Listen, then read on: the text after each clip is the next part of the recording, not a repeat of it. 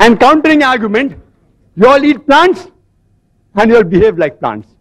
That is suppression of the senses. A lower species. I know scientifically it is wrong. I'm only behaving like a lawyer. I feel ashamed to speak these points as a medical doctor. It's not true that you eat plants, you behave like plants. But the argument he has put forth, I'm giving a counter reply. You eat plants and you behave like plants, weak and suppressed, can't move properly. I'm sorry. I really apologize. I apologize. I have to reply to the arguments. I apologize if I've hurt the feeling of any vegetarian. It is not scientifically true. It's just an argument, a counter argument. Further, he gave the list of various peace-loving people like Mahatma Gandhi, and I respect Mahatma Gandhi because he has done certain good things for India and humanity. But if, because Mahatma Gandhi was peaceful, indicates that if you have veg food makes you peaceful, then today if you analyze the list of the Nobel Prize winners for peace, almost all, or most of them are non-vegetarian. Menachem Begin, non-veg. Yasser Arafat, non-veg. Anwar Sadat, non-veg. Mother Teresa, non-veg. Mother Teresa.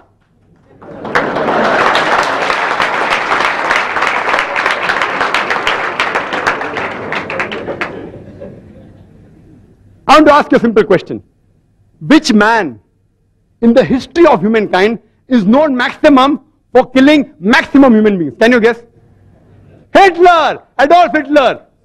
He has killed 6 million Jews. Was he a non-veg or veg? Vegetarian!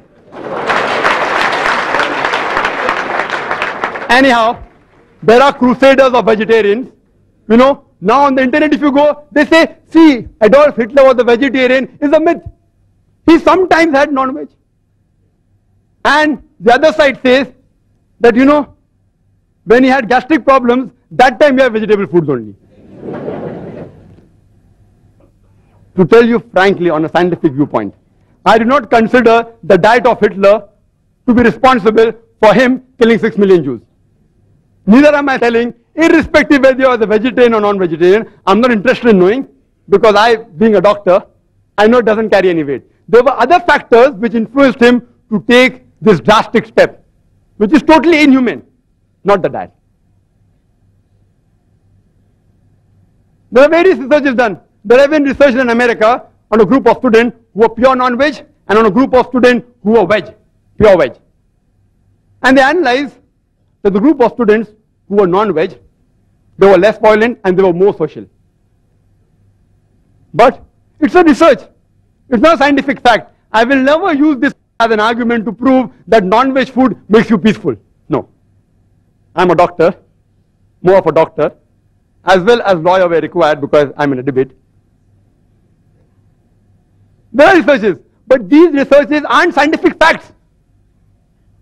Most of the statements what Mr. Rashmi Zaveri made, all were researches, not scientific facts.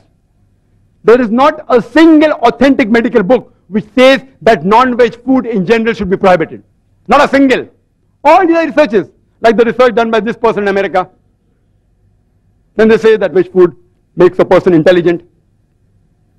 And he gave a list of great names. Albert Einstein and Isaac Newton, etc., etc. If we analyze the list of the Nobel Prize winners in all these years, majority were non-veg, majority.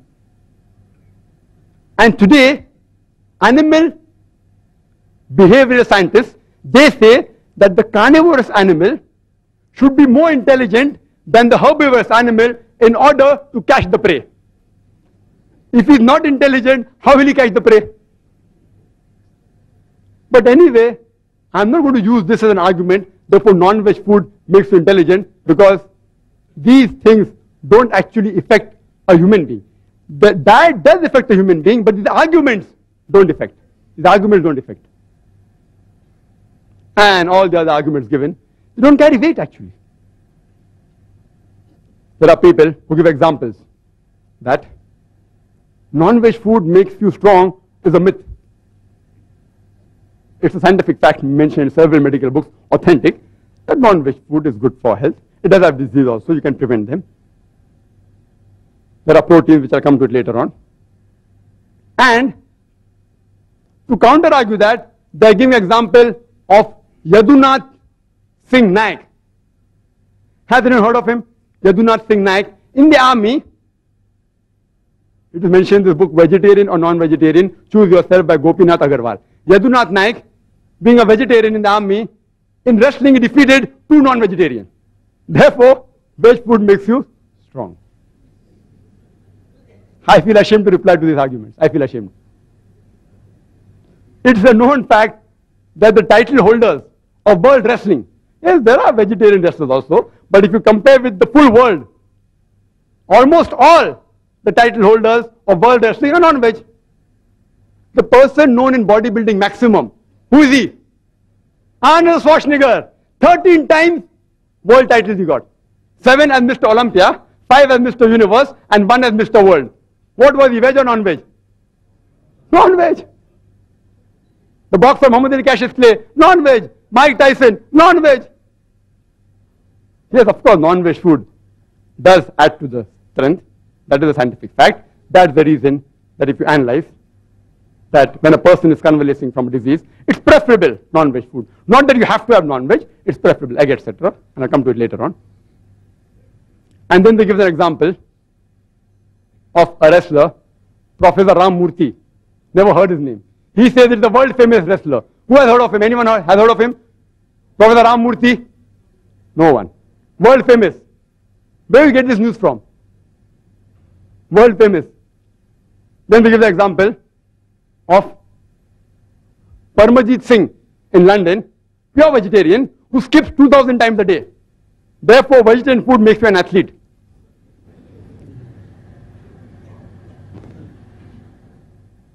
If these are the arguments supposed to be scientific, I really feel ashamed. Most of the athletic record holders, there's the Guinness book. You can go through it. I've brought it along here.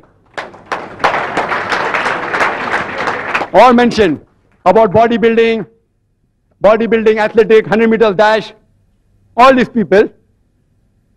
If at random also you check up their dietary history, even giving benefit of doubt, more than 80 to 90% will be non-veg. But I will be a fanatic if I say that all these records are only due to the diets. I'll be a fanatic. A few records may be related to the diet, but not all. For the argument they give that the smell and the sight of a carnivorous animal is strong. The night vision is strong. As Mr. Rashmi Javeri said, night vision and sense of smell is strong in carnivorous. In herbivorous, it is less. In human meat, it is less. Therefore, we should be vegetarian. There are herbivorous animals, like the bee, whose sense of smell is very strong. And they even have a very good night vision. See, these are arguments which are not scientific, may be useful in the debate to convince the people illogically. Therefore, I'm here. Then he gave the example. Animals have hoarse voice, coarse voice, the carnivorous animal. Herbivorous animal don't have coarse voice. And to ask a simple question, which animal is maximum known for a hoarse voice? Donkey. Veg or non-veg?